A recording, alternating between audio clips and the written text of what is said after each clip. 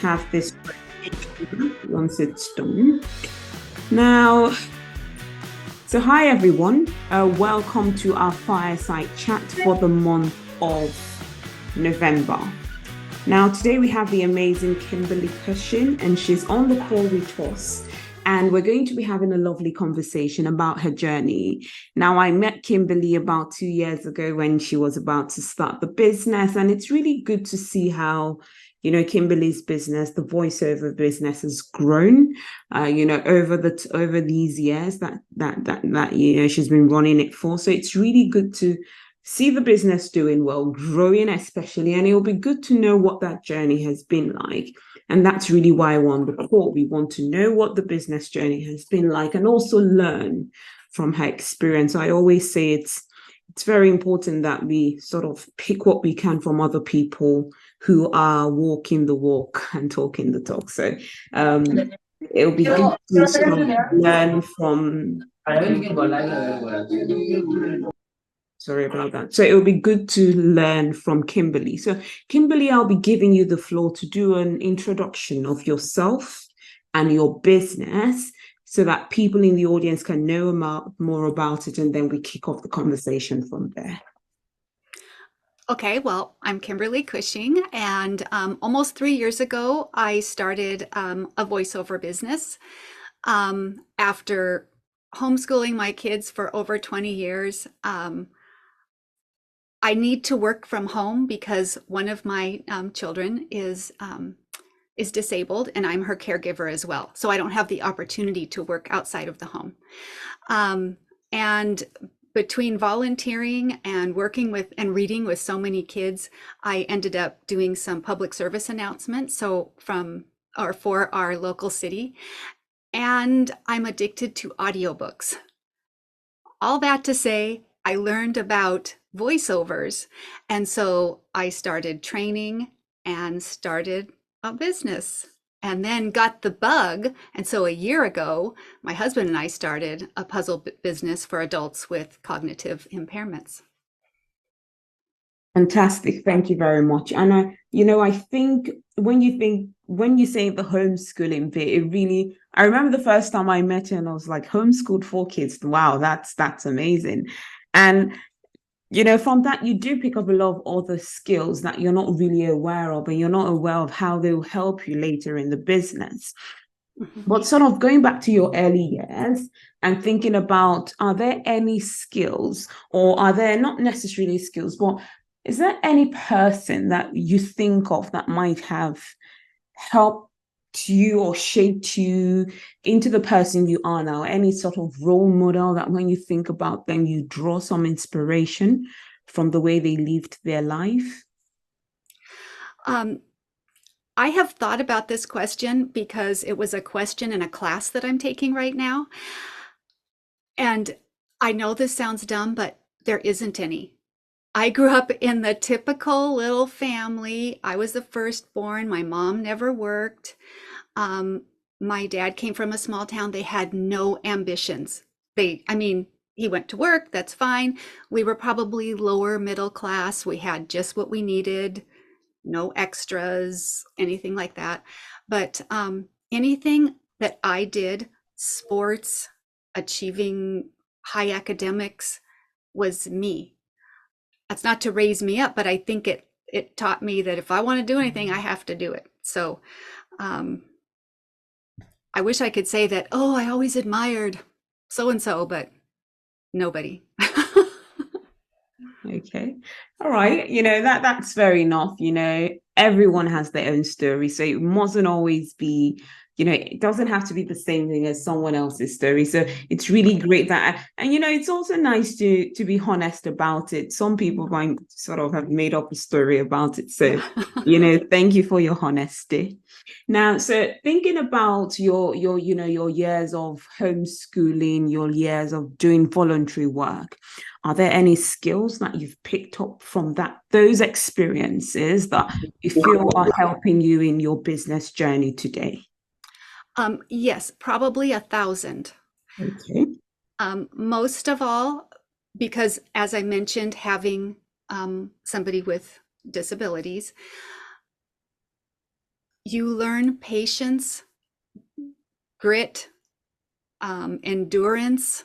You understand the power of a marathon over a sprint. You can handle a lot of things. It's like almost like a muscle that you build up to be able to handle hard things. Okay. Great. So thank you for that. And so when you think, so it's always good to think about those things. And yes, I think sometimes we're not aware that the experiences that we go through, no matter how difficult, there's always something to learn. At that instance, you might, be very upset, or you might not just enjoy the experience, but I think there's always something to learn. So thank you for sharing that. Now, let's go to the business itself. Now, with your bio, we see that you've had over 700 projects till date. Now, that's a very large number. I remember telling my students, I was like, wow, all that kind of stuff sounded very nice. But it's not, it's something that you have built over time. There's been some kind of human relationships. Now, when we think about putting ourselves out there, getting new clients, what are some of the, what do you have to share about the experience? What do you think people that are trying to gain more clients, trying to increase their customer base, what should they be doing?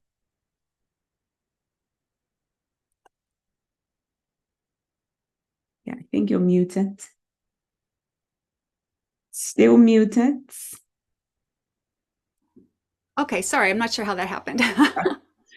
Because the bulk of that number is from one client. Okay. I took a chance where a lot of people wouldn't take this chance, and accepted work from them at a lower rate than is industry standard. But I've also now logged 800 gigs or jobs from them, and it's given me tons of experience. My voice has even changed. It's stronger, blah, blah, blah. So taking the chance that something might not be the rate that you think you should be getting paid. Going out, I have done things like sent not cold calls, but emails to companies. Often you never hear back from them, but every once in a while I have. Also, I have signed up with our state. I'm certified through our state as a woman and a minority business owner. I'm registered with the Cherokee Nation because I'm Cherokee in Delaware, and I've gotten jobs from them, not from them, but through that. It's the hardest thing is the marketing. I don't know what to say about that. I wish there was a pill or something that you took and you would magically know how to do all this and it would come natural, but I know. And I think, when you think about it very closely, it's a case of really putting yourself out there. It's putting yourself out there is not something everybody's comfortable with. There's some people it comes very naturally to. There's some people that have to make a little bit of effort. And whatever the case is, it even if you have a talent for it, it doesn't, it's still something you have to put some effort towards. So I think it's quite interesting that you've mentioned the fact that it takes, it's not the easiest of things, and it requires a lot of work. Now, with that in mind and thinking about, this one client, now, what about, I know one of the things you might be concerned about is, okay, what if, we lose this client where a majority of your income is coming from?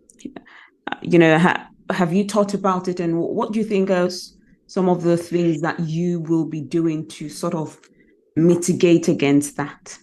Yes, because I know actually that job is going away. One of the things I'm doing is I have been training for another income stream into a voiceover business. Although it's not my voice, it's doing something in that realm. Um, and so I'm really close to being to where I will be earning income from that as well. I also need to get out of my chair and start making contacts and networking again. Yeah, yeah, good, good. And I think that I recently I've been attending a lot of networking events, and I feel like there's a benefit to them. You know, you do meet people, and one of the key things I notice with these networking, especially when it's well targeted and it's the right mix of people there, is that you will meet people that the people that you meet they're keen to do business, so they're not there to, they're there to do business as well. So I there's some kind of similarity between you and the people you meet. So certainly networking and other things, just putting yourself out there, however you want to do it. I think these would be important. But also, let's think about your experience. How did you decide that it's a voiceover business that you wanted to start? Is it something you've always nurtured, or is it something that people encouraged you to do? How did you think about it? So actually, I saw a class about it, and I thought it'd be great for my husband and my youngest son. And so this was about 4 years ago. They took the class. I kind of signed them up and made them take the class.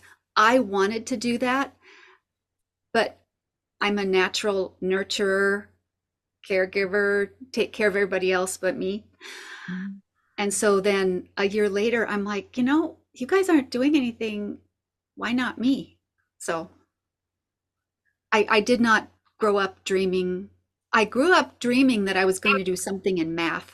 I did not expect to homeschool, to volunteer all over the place, to do voice acting at all, or Okay. start a business. I know life takes us in very unexpected directions, so you just never know. I think you just never know where things are going. And so let's begin to think about, where you are now and looking at the future. When you think about the future of the business, where do you see it in 5 years' time? Um, I follow a lot of people who are also voice over artists and who make lots and lots of money. They say they are concerned about AI. I think that there's more than enough work. And mind you, my friend is Chat GPT. So I'm not afraid of AI. I don't want it to take my work away. But I think for a lot of industries, there's always going to be work for people. Um, and for voice, it's so vast that people who stick with it, there's going to be work. But like I said, I'm expanding the streams, so I won't be doing just voice. Okay, okay. So if you think about those that are fearful about, AI taking their jobs, or sort of AI now beginning to do more voiceover and, things like that, how would you convince them that that is not going to happen? You've said there is a large amount of work, but other than that, because I think, yes, my best friend is ChatGPT as well. I think we should embrace it. There are benefits to using it, but again, we should still be cautious. But with people that are fearful, how would you encourage them? Other than there is a lot of work out there, which I think they're not seeing at the moment, what else would you tell them? Um, I'm old enough to look back and see a lot of fear things come and go. Like nobody that I knew thought the internet was going to be in everybody's home. I'm also old enough to know that we were in trouble for using paper bags. So we went to plastic bags. Suddenly we're in trouble for using plastic bags. And now everything's paper bags. I mean, it's just little things like that. There's always some fearful thing And the pendulum tends to swing back around and seek balance. And so that's what I have to go with, that I'm I can be aware of AI, use it to my benefit, just like I can social media, internet, cell phones, whatever, but I'm not going to be afraid of them. And I don't think people should buy into the fear of everything. Yeah, and I think this is a very, very wise response there, drawing on your experience and history itself. It's very, very nice to hear you say that and really think about a lot of things that, yes, we're bad and now they're okay, and things that were good and now they're bad. And, you can't just keep swinging in every direction. So I think that was a very, very well answered question. So Simon says, love that Kimberly story is one that shows she hadn't planned this career, but built it out of opportunity. And yes, I strongly agree. Now, moving on with the conversation. So let's think about, setting a price. I remember when you started your business, you had conversations around, the price I should charge. How do I because when I think about voiceover is not cheap. It doesn't come cheap, and so one of the things you were concerned about is being able to charge industry standard, and also being concerned of whether people will pay. Now, as I know that one of your largest projects, you've had to sort of undercut your prices to be able to pull that project in. But as you begin to reach out to other clients and you think about the price you would charge, how do you arrive at that price? Do you have a strategy or do you have a formula for how you set prices for clients? So in voice or voiceovers, there is an industry standard, and there's a website, and it's GVAA, Global Voice something something. So that is the gold standard for people in this industry. Now, I don't think but a small percentage that actually receive that for all their work. Because globally there's so much work, people are working for pennies on the dollar. It's really hard to project. This wouldn't just be voice, this is any business. Project confidence in saying, I deserve this pay. I don't have any experience yet, but I deserve and I expect this pay. But in order to get this pay, you have to have experience. So how do you do that? I was willing to work for a little less. Now it's still, I'm getting paid a lot more than if I was working at a job. And in the Seattle area, we have pretty high pay around here.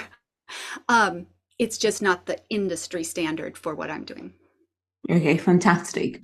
And so when you think about what you're able to charge at the moment and you think about industry standard, what do you think? And again, there will be other people in the same boot as well who might not necessarily have the experience to charge the price that they ideally should charge, and that is industry price. But when you start thinking of reconciling the two, getting to that level where you're able and you're confident to charge industry price, what should you be doing at this stage where you're not charging industry average? What should you be doing to get yourself to the level where you can confidently charge industry standard? Well, I would think that offering your services free of charge, carefully, cautiously. In fact, my very, very first job, actually, I volunteered. It was for Easter seals. Because then you have something under your name. You can say, look, I did this. Nobody's asking how much you got paid for each job. But you can't, of course, sustain a business by just volunteering or getting little pay. So I don't know, just keep trying. And yes, I guess it will be a case of, yes, keep trying, and just, keep trying to expose yourself the more, keep trying to take on more challenges and just see where that gets you. Now, if we look at, so we focused on the section of pricing.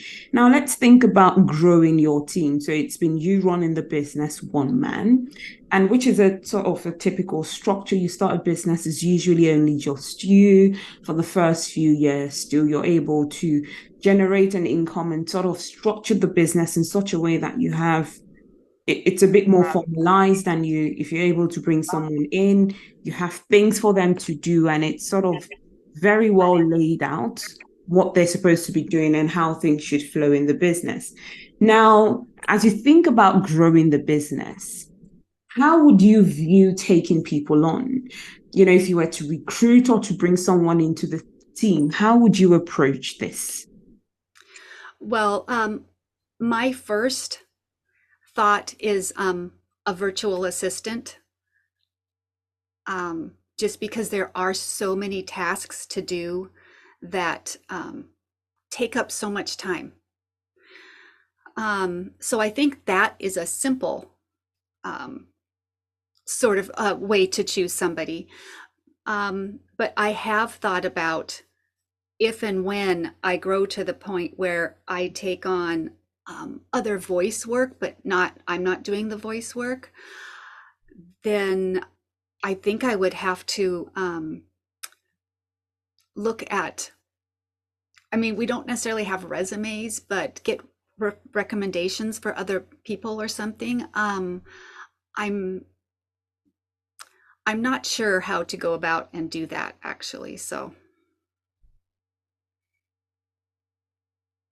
For me, usually, I think some of the things I usually would consider would be, so first of all, maybe taking someone on a contract basis, hmm, maybe for a number of hours a week or something. But, like you said, and then over time, when it's a bit more formalized and you think you have the income to take on someone. But I think in terms of taking on work that some sort of actual voiceover work that you might not necessarily do, one of the things would be to maybe outsource it to other people that might, and maybe take a commission of it or stuff like that. I think with these kinds of things that might be helpful. But I'm not a voiceover artist, so I don't know how it works in your industry, but that's just one of the things I might say.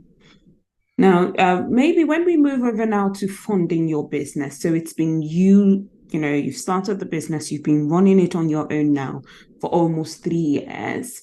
In terms of funding, has it been bootstrapped? So it's been you putting the money, or how do you want to just, tell us about your funding journey? yeah, total bootstrapping. Um, there was significant cost because I have a lot of expensive equipment here, and the training, um, working with a voice coach for 6 months was not inexpensive, making demos.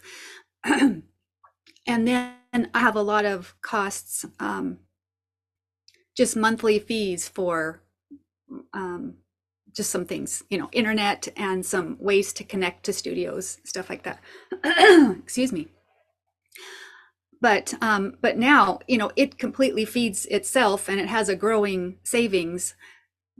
I just don't take anything from it unless I want to take a class or I want to buy another microphone or something like that. Okay. I know there was an event that I think it was on the 15th of November, and we did hear, there are people that had raised, sorry about that. There are people that had raised funds, and from raising all that, there was a lady there that had raised angel investment, and with the angel investment, she sort of expressed her experience in that journey. And one of the things she said there is, you're not going to be able to pay yourself a salary very early on in the business. So, when you've said that you're putting it on, all the income you're making and the profit you're making, you're putting it back into the business. It is typical. It is typical, so that the business grows, to a reasonable level, and to a level where it's able to sustain itself. Mhm.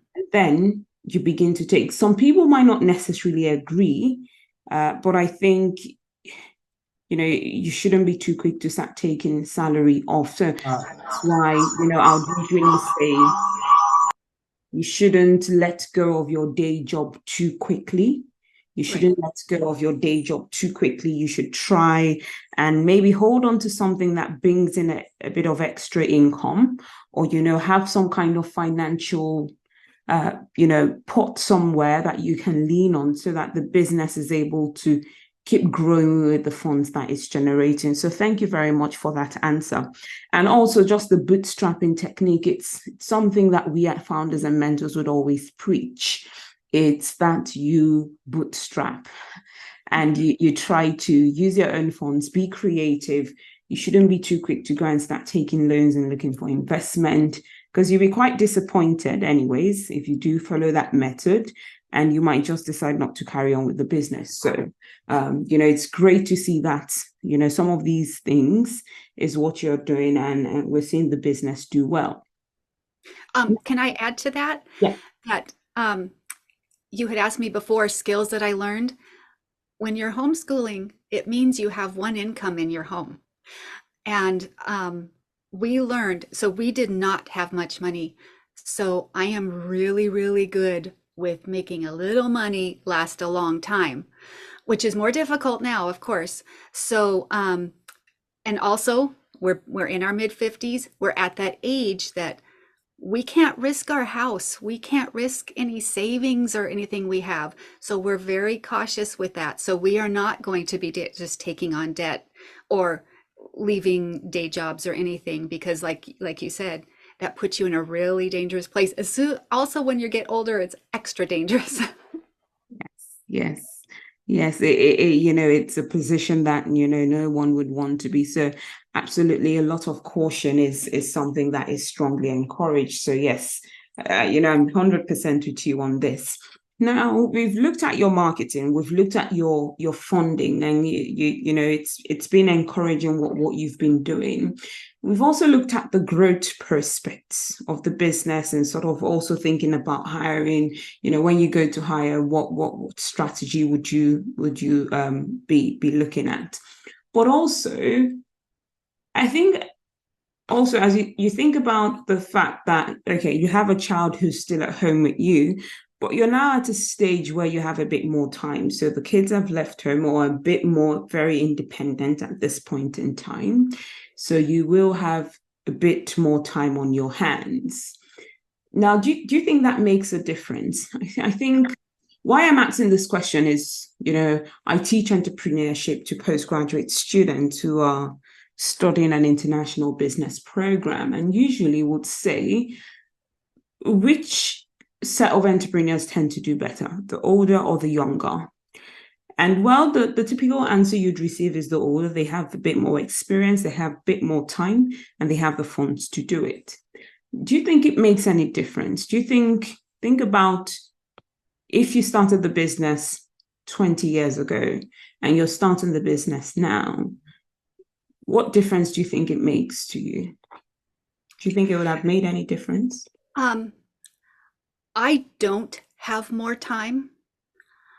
Um, when I say that I have a daughter at home, she's 31. I'm her legal guardian and full-time caregiver. I also doing this business. We started another business. I have been taking classes or mentorships or whatever for the past 2 years. I have had my mom die. We took my dad in, who has Alzheimer's, and couldn't do that. We moved him into memory care. I helped take care of my father-in-law, who just passed away last. Life is hard. I don't have time. I get up at 3 in the morning and I go until I just collapse between 8 and 9 at night. I think for me, it's the age has helped me, and the hard times have helped me handle things. I couldn't have done this 20 years ago, not because I had kids at home, but because I didn't have the same ability to do things that don't look like they're going to go.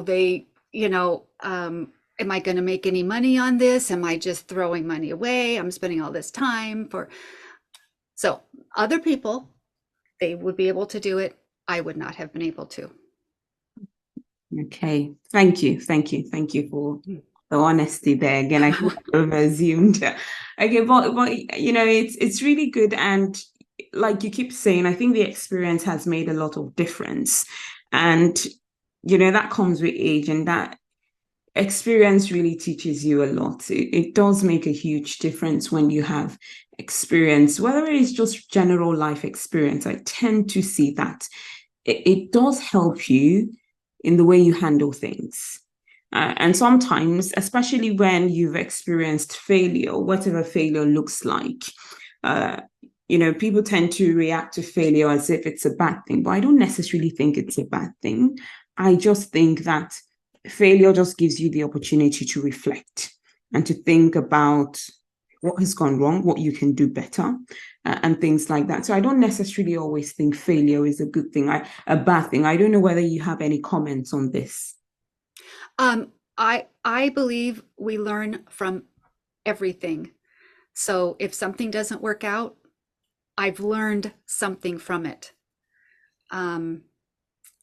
Years and years, well, probably 20 years ago, we bought a fourplex to rent out to start a real estate business.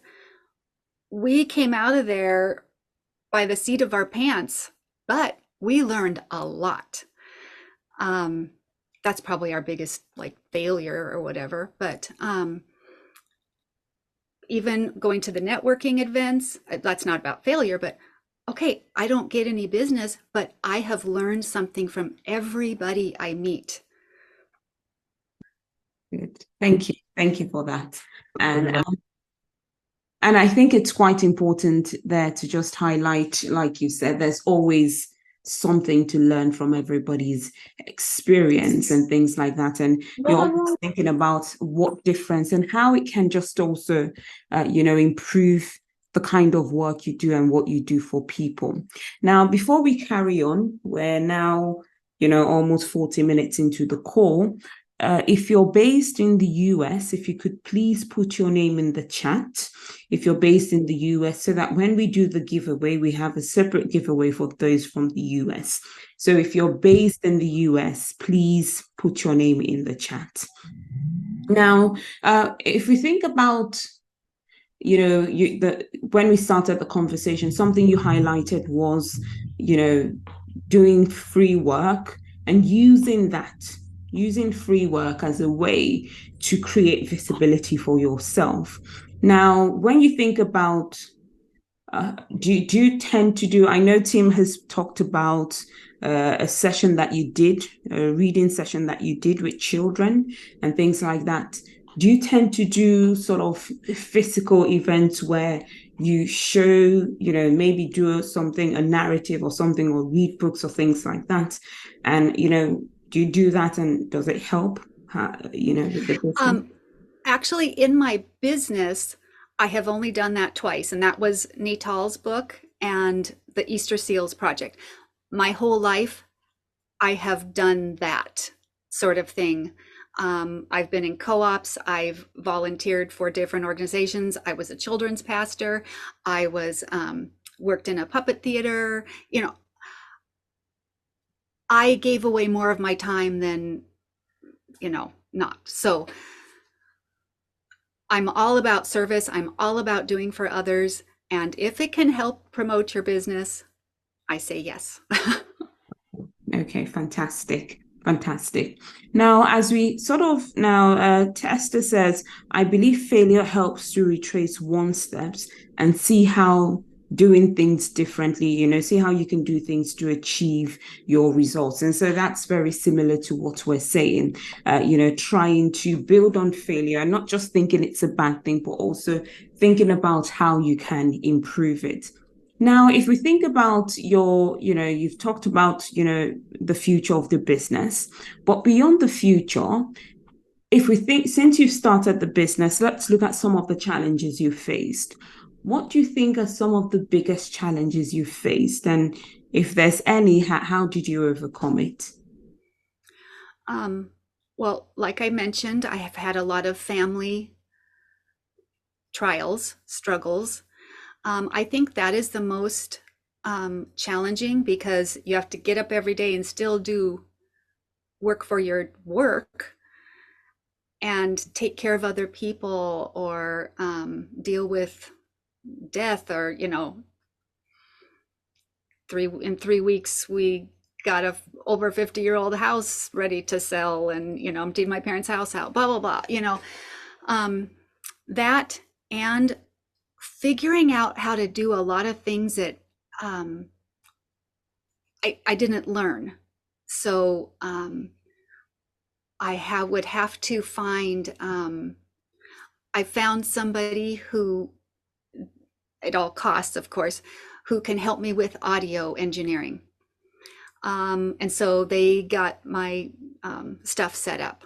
I found somebody who helped teach me about another thing. There's just so many things that I don't know. And then I don't know business. So I've been taking classes starting with William Factory almost 3 years ago, 2 years ago, I guess. I don't know. And then taking any free class I can on business. That's what I'm finishing up right now.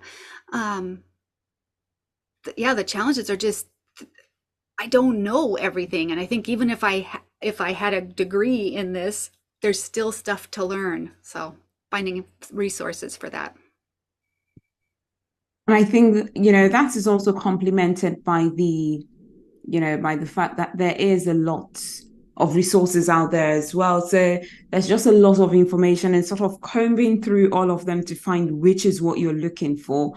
I think that can also be a lot as well. So I certainly do agree with you that that can be challenging. But let's also look on the other side. So you started this puzzle business, and the puzzle business is to help people with memory loss. Do you want to tell us about, a bit about that business and what your role in the business is?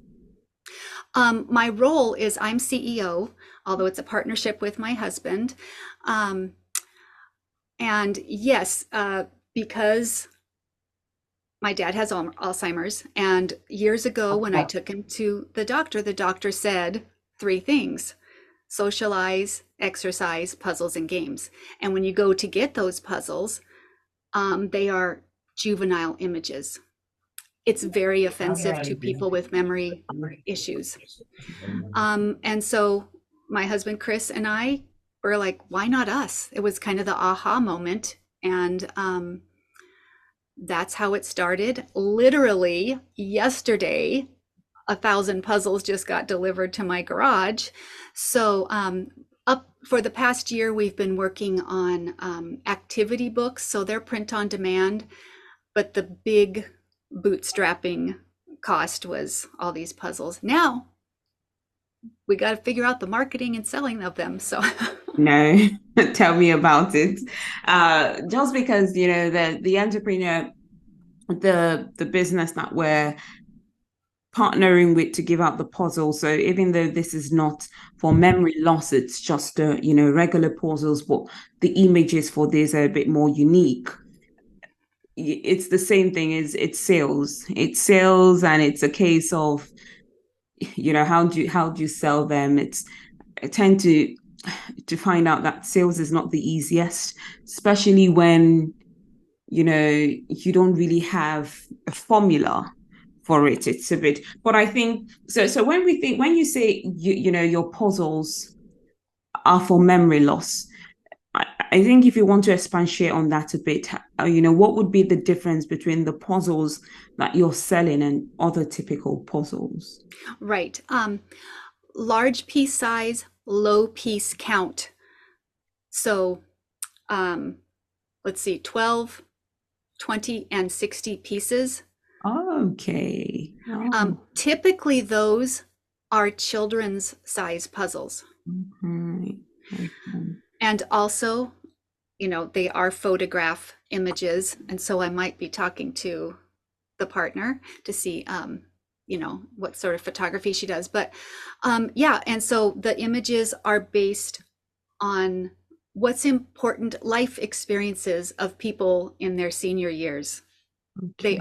There's no Disney, there's not going to be cartoony anything or fuzzy bunnies or anything like that. Okay.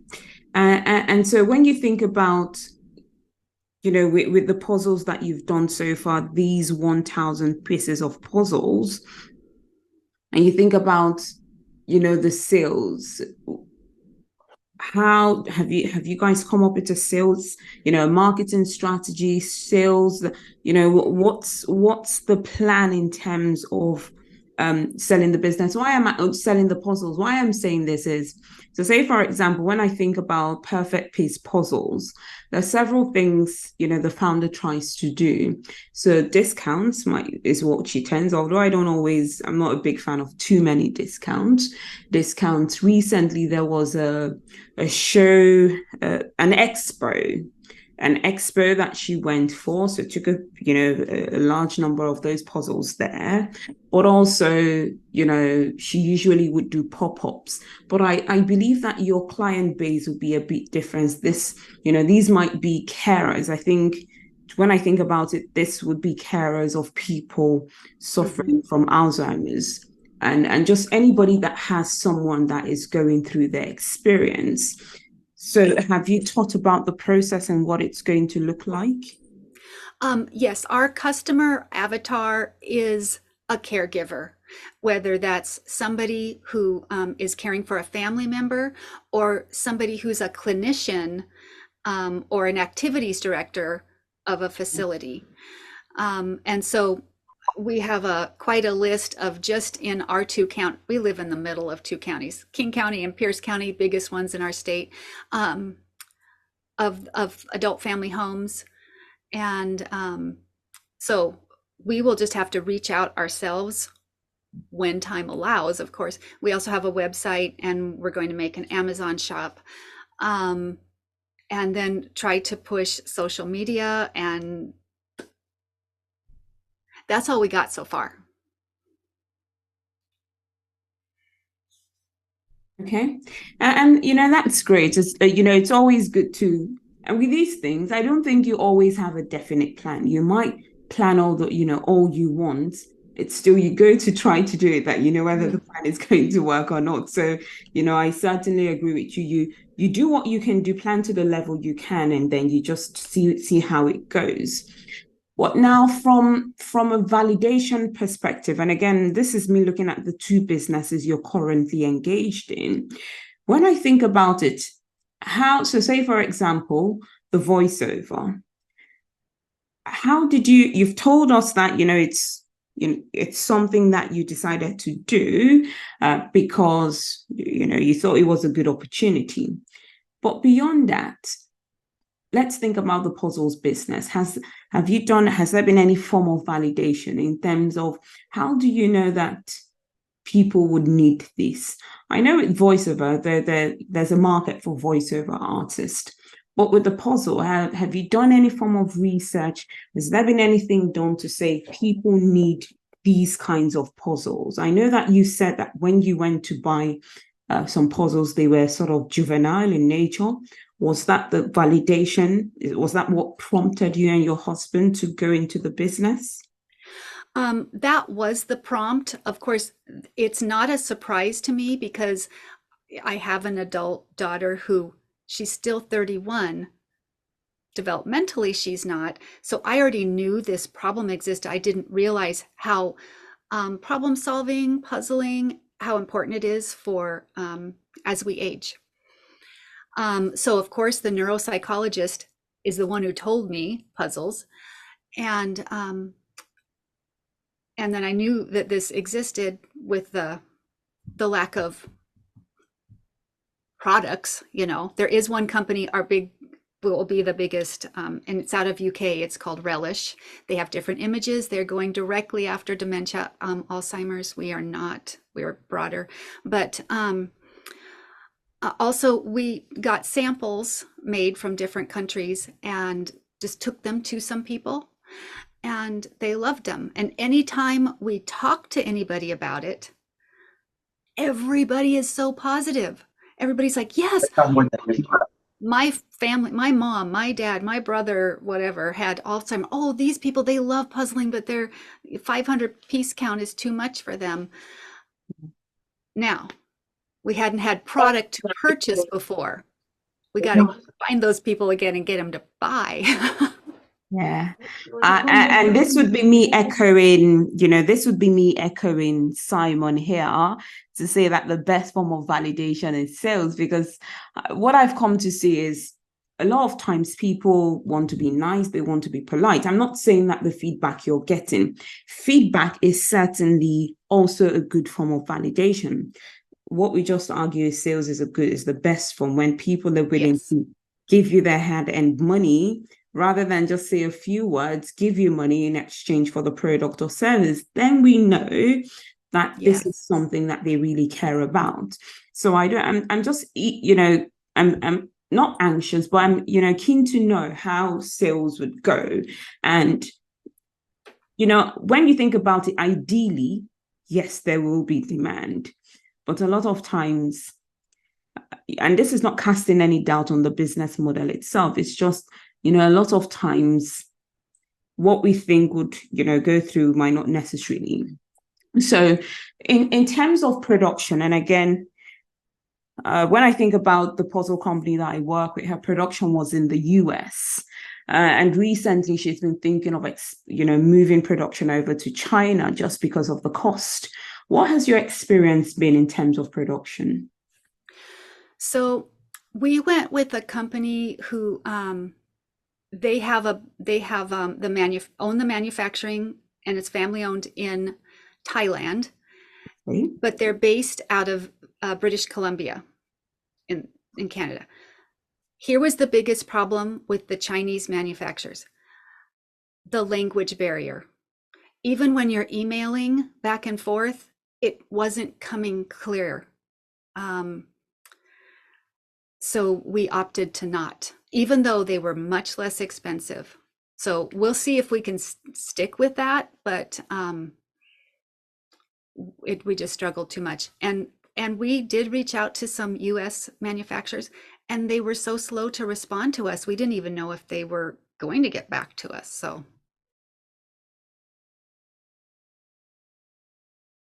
Sorry, I think with the US manufacturers, maybe they have too much business, and that's why. yeah, maybe. Maybe that's why, and so yes, with the Chinese, I don't know. I think with the one, the founder of the puzzle company is working with, I think the language barrier has been okay. So we'll see how that goes. But with this, do you think that? And so the production would have been in Thailand. So it's come all the way from Thailand to the US. Is that the Yes. case? Okay. Okay. And do you think, sort of following that strategy, would there have been any cost savings by doing it this way as opposed to doing it with an American company? I think they would be negligible because they were brought here via DHL, and so they weren't shipped on Oh, a boat. okay. So that would be the same if it was in US. And there's no costs because it's or extra costs because it's paper product. I don't even know what all the terminology is. Okay. Okay. For customs and all that sort of stuff. Okay. Oh, Paper products don't have that. oh, no, that's something I've learned. I never knew that. I never knew Yeah, that. or at least at the US, that's I think it's because it's like educational or something like that. Well, that I maybe. know books usually do not have customs attached to them. Okay. But I didn't know puzzles as well. So what I would say to myself, this would be me guessing that it might be because it's educational. That's why it doesn't have. So obviously, now that you'll be running two businesses, how now that will be a lot of additional pressure, isn't it? Because now you have 1,000 puzzles in your garage, and you have to think about how that would be sold. So what would be the plan in managing your time and just managing the pressure of this additional responsibility, how do you think that's going to just sit with what you currently have? Well, that's a very good question. We will just go every day as best we can until we need to hire somebody to help us. I mean, I would love somebody to help us now. And I should say we do have like now I have a house cleaner that comes. I couldn't take on that anymore. I don't make all the homemade foods that I used to. So a lot of stuff has been given up. But I think more so maybe, yeah.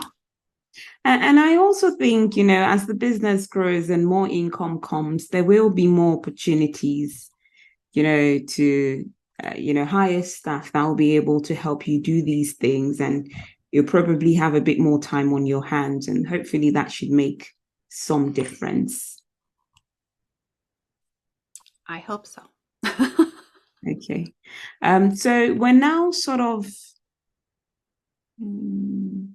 we're sort of now going on to the end of the call, and we're going to do our spinner now, but I think there's been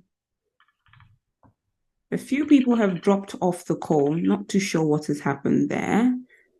I think half of the people have dropped off the call, and that's going to affect the spinner that we're trying to do at the moment. But as we sort of come to the end of the conversation, Kimberly, what do you want to leave us with? Oh, I lost you. Oh, there it is. I would say if you're starting a business, just know it's a lot of work but just keep getting up every day and trying. Okay. And certainly it is a lot of work. It certainly is a lot of work. And sometimes, a lot of people, and I think one of the problems is because of how popular, you see people like Elon Musk, they're very popular, entrepreneurs. People think it's a very easy process, but it really isn't an easy process. So I think it's quite good to hear from you and you being honest about the experience that it's not the easiest. And, people need to be aware that it's not the easiest of things to do. So sort of thank you very much for the honesty. Now, we have only 2 people from the US.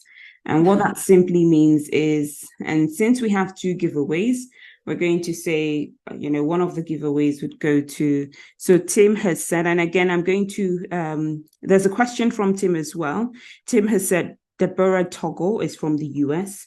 So Deborah and Kimberly will split the giveaways between the 2 of you. Now, one of the things I would say as well is, Tim has asked a question. He said, I wonder what Kimberly's favorite voiceovers have been. Have there been some fun, remarkable voiceovers? So Tim would like to know what your favorite voiceover has been. Okay, so I will say my first one, because that was just so nerve-wracking. But the other one would be this year. I did a couple for a museum that was working for Department of Transportation in Texas, and it's for educational museum experience that they're doing for 7th graders. Okay. And so what did you particularly find interesting there? I am all about education, and so I just love it. And so I just felt like I was just talking to the kids, and I haven't seen the kids. I don't know. I haven't even seen the finished product. Okay. All right. So thank you very much for that. So yes, I do. Other than that, I don't think there's any questions. But Simon and Tuku Esther have been, singing praises about how, you're a wonderful entrepreneur and the work that you're doing is great. So for the voiceovers, we're going to give it to the 2 American voiceover will go to the 2 American giveaways would go to Kimberly and Deborah because they're the only 2 people from the States on the call.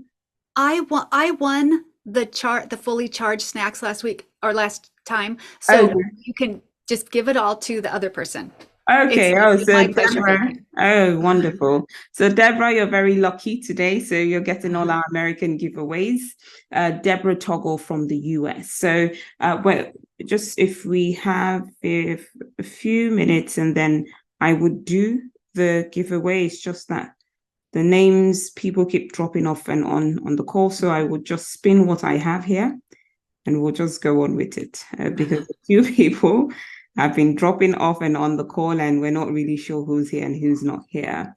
So we're going to do the spin quickly and hopefully I've been able to get all the names. I have almost 60 people on here and we'll see. Hopefully we've been able to put everybody in there. All right, so I'm going to share my screen now. And we're going to have a go. Oh, 6 people waiting. Going to share now.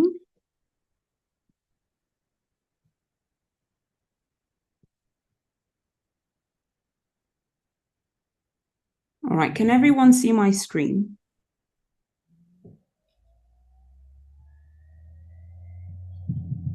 Yeah, okay, so we're going to spin now.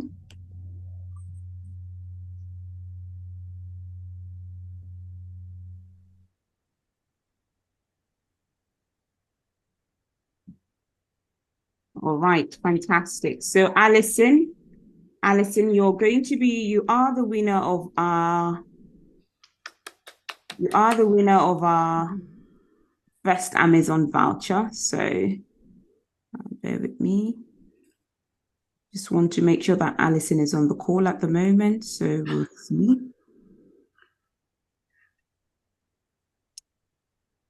So Alison is not on the call at the moment.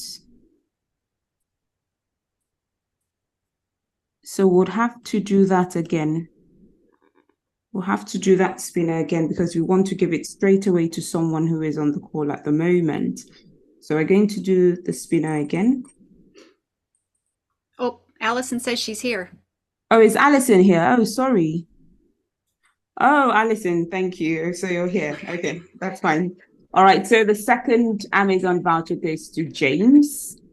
So James, let's see that James is on the call. So we have James Bennett.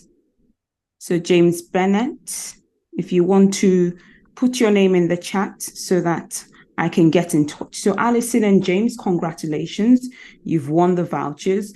Could you please put your email address? So Alison, if you could please put your email address in the chat, I will get to you, today, at most by tomorrow with the Amazon voucher. So Alison, could you please put your name? James as well, James Bennett, if you could please put your name in the chat so that your email address so that I can get in touch. All right. So thank you very much, Kimberly. I'm really glad that I invited you on this call. And it's been very interesting to know more about what you do and how you balance it all. I think it's very inspiring. Sometimes I feel like I have a lot on my plate, but no, I don't, now that I've sort of heard from you, Kimberly. So thank you very much. We're now going to end the call. Deborah, I have Deb. So Tim has been able to put Deborah's email address there, so I'll be in touch. James and Alison. Alison has put her email address, so thank you. I'll be in touch. But thank you, everyone, for joining on the call today. It was really great to have you on. And when we have the next fireside chat in a few weeks' time, I'll certainly let everyone know. Thank you, Kimberly. Thank you. Thank you. All right. Bye. Bye, everyone. Bye. Bye. Bye. Bye. Thank you.